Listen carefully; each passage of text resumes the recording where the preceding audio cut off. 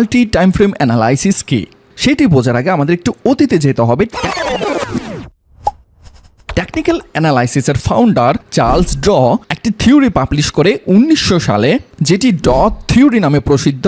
এইখানে টেকনিক্যাল অ্যানালাইসিসকে তিনটি ফেজে বিভক্ত করা হয়েছে। Number 1 accumulation phase, number 2 markup phase, number 3 distribution phase. কিন্তু বর্তমান বিশ্বে এসে এই ড থিওরিকে অনেক বেশি আপডেট করে সেটিকে রূপ দেওয়া হয়েছে AMD থিওরিতে। এ মানে অ্যাকিউমুলেশন, ড থিওরির সেকেন্ড ফেজ সেটিকে আপডেট করা হয়েছে ম্যানিপুলেশন হিসেবে। আর নাম্বার 3 ডি মানে ডিস্ট্রিবিউশন, যেইখান থেকে বিগ প্লেয়াররা এন্ট্রি নেওয়া শুরু করে, যার জন্য তাদের স্টপ লস ছোট হয়, রিওয়ার্ড রেশিও বা টার্গেট হয় অনেক বড়। মাল্টি টাইম ফ্রেম অ্যানালাইসিস করার আগে একটি বিষয় আপনাকে একটু মাথায় রাখতে হবে।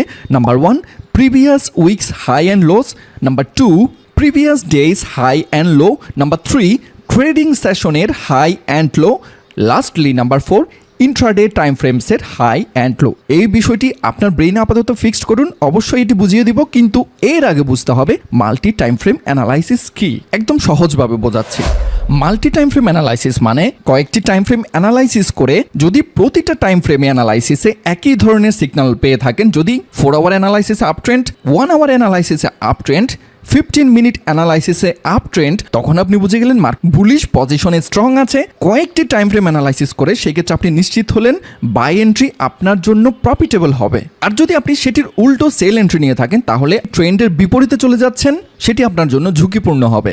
মনে রাখবেন, ট্রেন্ড ইজ আওয়ার ফ্রেন্ড।